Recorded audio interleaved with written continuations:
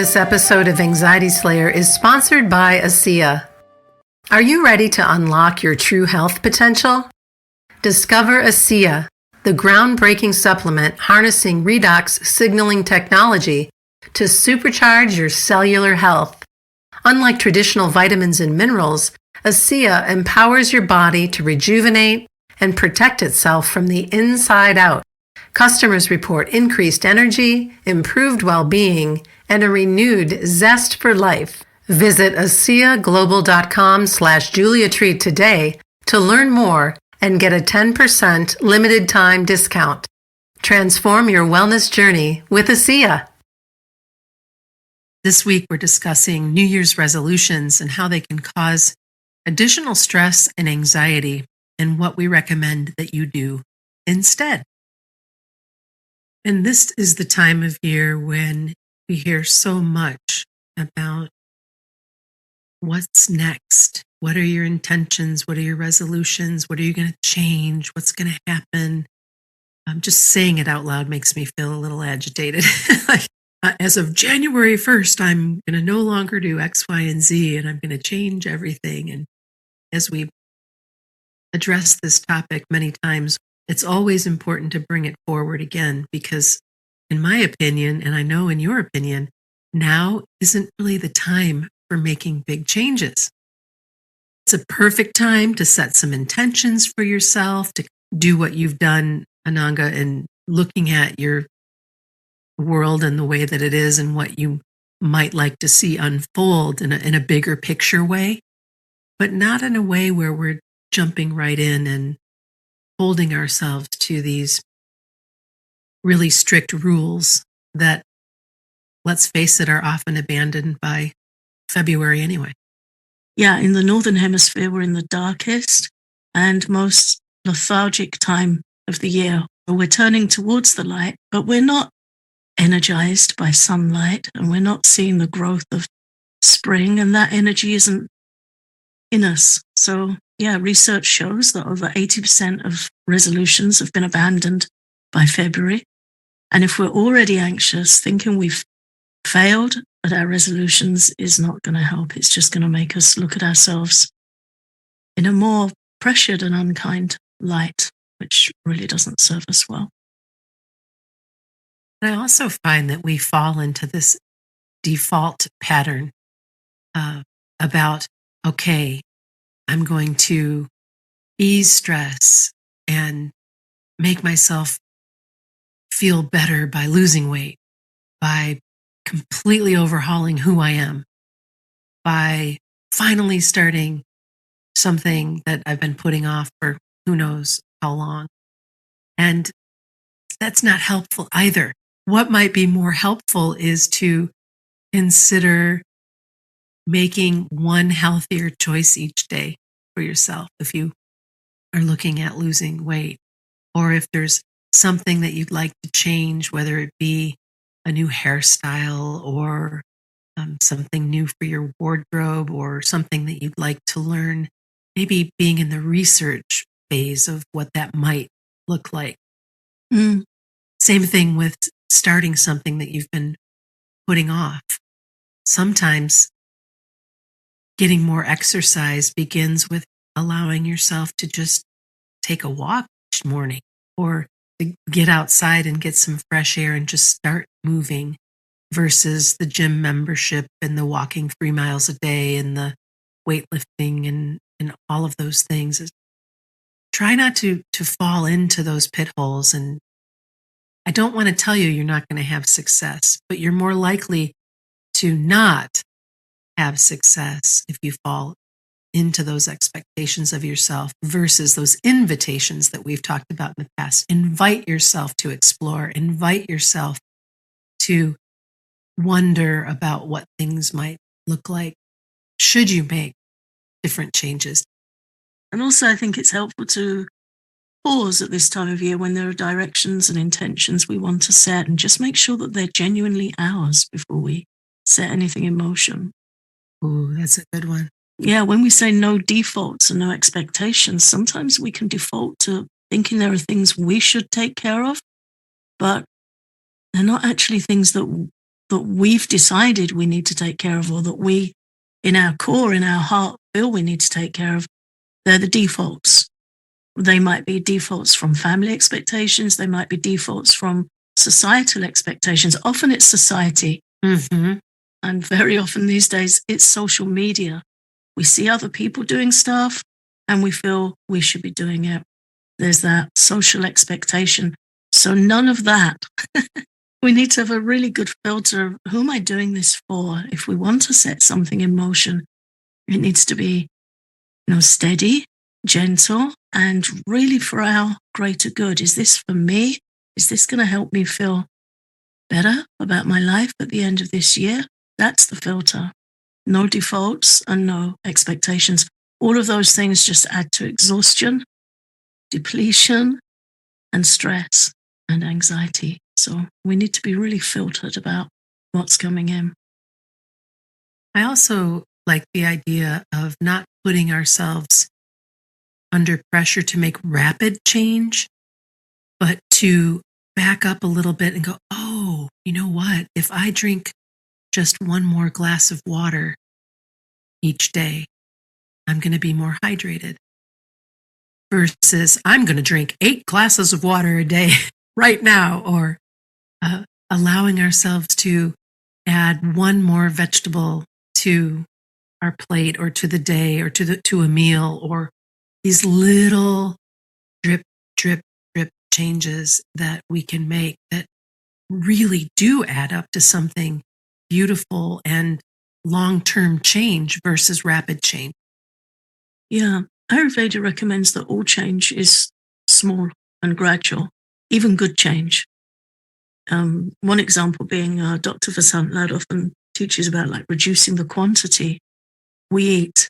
Ayurveda teaches that a healthy portion size, a healthy meal size, is if you cup your 2 hands together in front of you and imagine how much food you can hold in your 2 hands. You can have that measurement to work towards, but you don't just one day change it up that, okay, that's how much I'm going to eat. For one thing, it's very difficult to maintain. And then we feel like we've let ourselves down. And the body needs time to adjust. So all change in Ayurveda is made steadily and gently over time. And that's been very helpful to me, learning that. It takes a lot of pressure off us. And we're going to have days where we do great, and we're going to have days where we struggle, and we might have days where we do nothing that we wanted to at all. And that's okay. Just put it down to a bad weather day and keep going gently over time. There's an artist that I love. She's on Instagram and she's around in other places too. She's called Rukmini Poddar. She's on Instagram as Rockin' Rukshi. She's a beautiful artist who helps people paint their emotions. She's just done a workshop where people painted out their year. And I enrolled for a workshop with her about a month or so ago where she taught this class about painting your heart, like an artistic representation of your heart and the different realms and feelings in your heart. She's a wonderful, talented, therapeutic artist, so I recommend looking her up. And today on Instagram, she painted out her January. And one of the pieces of text that she painted into her piece was less expectations for the year, more intention for the day. That is incredibly potent. It's beautiful, isn't it? I copied that into my journal this morning. I really recommend looking her up. She's helping a lot of people with using creativity to explore their emotions and make positive change. So yeah, less expectations for the year and more intention for the day. Yeah, count me in. That is truly the way that I roll each new year. So that she put that so succinctly is really a great reminder. Mm-hmm. And you mentioned a little bit earlier too that for all of us to be really, really mindful that when we're anxious and we're unsure of our own needs and our own opinions, how much easier we can be influenced by the opinions of others, and really, really careful of that. To give yourself the time and space that you need to get clear about what you are interested in, what brings you joy, what intentions are in your best interest versus what's happening outside of you, in your own family, etc. Yeah, it can be a time of year where we're not so waterproof anyway. We can be a little bit more vulnerable emotionally. But yeah, certainly with anxiety, we can feel ungrounded and less rooted in ourselves. So it's definitely helpful not to borrow goals and values from others, but to find our own, to give ourselves permission to explore what helps us. We all have the right of autonomy. We all have emotional free will. And even entering a new year with that at the forefront of your mind, and what does that feel like to you? And what do you feel you need? That can be the best intention for the year ahead. Rather than us feeling waterlogged by expectations and shoulds and musts, we have the opportunity to gather things that lift us up, things that inspire us, and things that we feel we want to look into more. This episode of Anxiety Slayer is sponsored by ASEA, breakthrough technology that is helping so many create miracles. Nanette received news that no one wants to hear. Something troubling was occurring in both of her breasts. During a catch-up call with an old friend, she confided in her about the situation. Her friend introduced her to ASEA. Nanette began taking the Redox molecules and applying ASEA's Renew 28 gel to both breasts. Concerned about her condition, she upped her dose to saturate her body for faster results. 2.5 months later, her doctor reviewed her progress. To her astonishment, the lump in her right breast had significantly decreased, and there were no rogue cells in either breast. Leaving the appointment, she felt amazed but still cautious about what lay ahead. 6 months later, she returned for another checkup. The results were even more astonishing. The mass had shrunk further, so small that the technician couldn't measure it. Nanette and the technician shared tears of joy, and the technician urged her to share her story with every woman she met. Nanette experienced her miracle, all thanks to ASEA. Discover how ASEA can help you experience your own breakthrough by visiting ASEAGlobal.com/JuliaTreat. Use the promo code JuliaTreat to receive 10% off your first order. Save even more by getting one of ASEA's bundles with a savings of over 40% today. Go to ASEAGlobal.com/JuliaTreat and get ready for miracles. Before the break, we were talking about the importance of taking time to honor your own needs and interests. And you were talking about that lovely bookshop that you go to for inspiration. And that dovetails beautifully into being curious. Curiosity is healthy. It's a healthy engagement for the mind. And it also helps calm anxiety. The more curious you are, the more you dig in and learn about whatever it is that's popping up for you, the more calm and relaxed you'll find that you are. And you get the benefit of learning something new.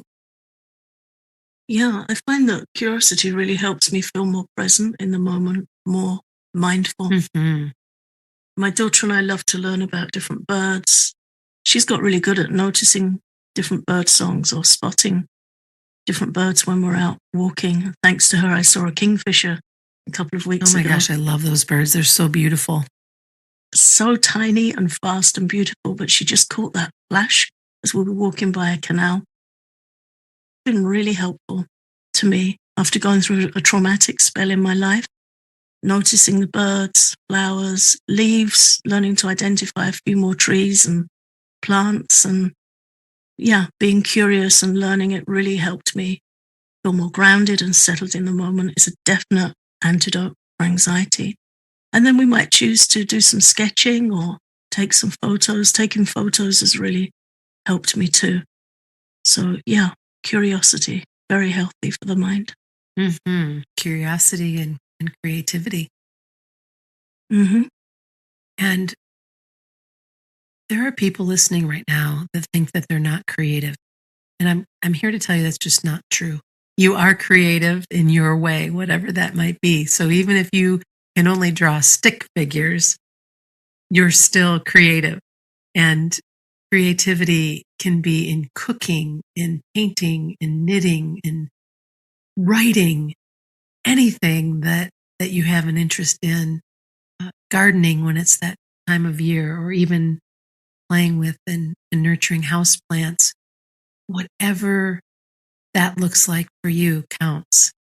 And this is how we can keep our minds engaged but relaxed, being in that space. And it's so lovely. I find peace in collecting all of my indoor plants this time of year. And at least once a month, they'll all get rounded up in the kitchen, and leaves will be cleaned, and everybody will be watered and fed. And I don't know, it kind of carries over how much I love gardening in my yard, when I can, inside, and I look forward to it. I've just moved 2 prayer plants onto my desk, and they're sitting with me here as we're talking, and they're just beautiful company, seeing how they respond to the light, how they change during the day. I've got plants all around me in my home too. Another really nice thing to do is to collect some images of things that you want to explore, maybe physically print them out and cut them out and create a vision board and have them around you at home, or somewhere like Pinterest, start a board of things you might want to learn, things you might want to explore. All of these things help our mind be peacefully and hopefully engaged in the present. And it just draws us away from, the dark, long evenings that we're still working our way through, and the pressure of all the things that we feel we should have to do. It's good to have some things that you like to do, and some things that hold your mind in peaceful immersion. And that brings us to that place of really dialing into what brings us joy, and how we want, in a bigger picture, our life to unfold, versus putting ourselves in this very strict pattern of, I will do this and it will work out this way. And I almost feel locked up just even saying the words, like, this is how it must be. And if I don't do this just this way, I'm a failure. It's that kind of stuff. So you come back to this place of, wait a minute, what if I were to be more gentle about all of this and think about what's important to me? And if what's important to you is learning a new form of creative expression, or remembering what it was like to be more curious and wanting to explore that a little bit more, these things can look a lot different than you think. And that kind of really leads back into reflection too, rather than resolving. We think about what helps us and what serves us well, and also what we might like to leave behind that is no longer serving us well, or maybe never was, or was a fallback position or pattern. Right before New Year's Eve, I created a list of things that I wanted to leave behind that no longer served me. And then I ended up burning them in the fire pit. And then I created a story for the new year about how I wanted things to look, and experiences that I might like to have, looking at things that way. What experiences might I like to have? Mm-hmm.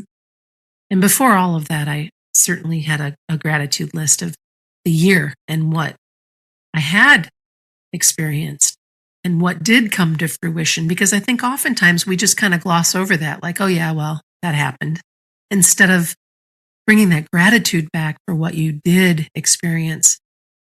Like, I got to go whale watching this past summer, and I got to experience 5 humpback whales and a little baby humpback. And I had wanted to go whale watching for as long as I can remember.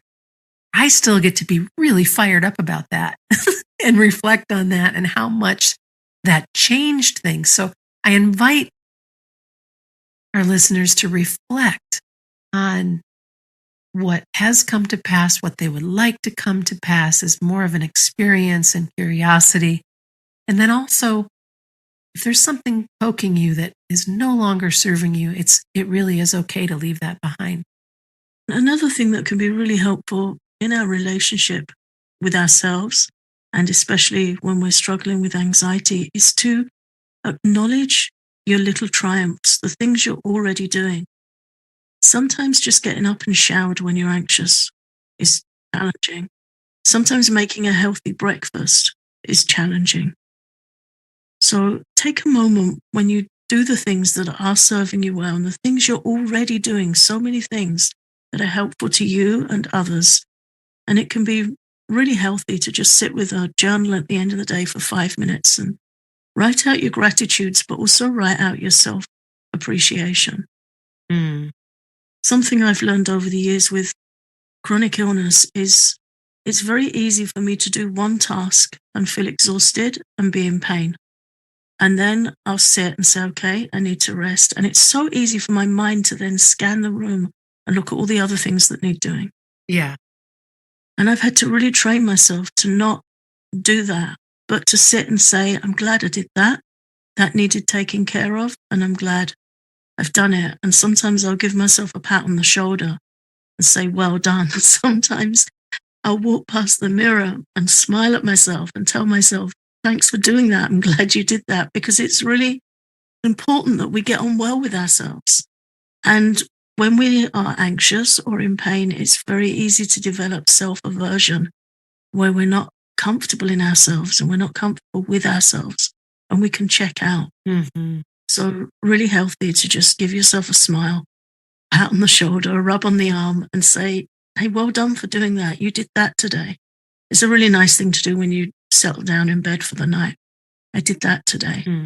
And I'm glad I did. And also today I'm grateful for this. Some small thing.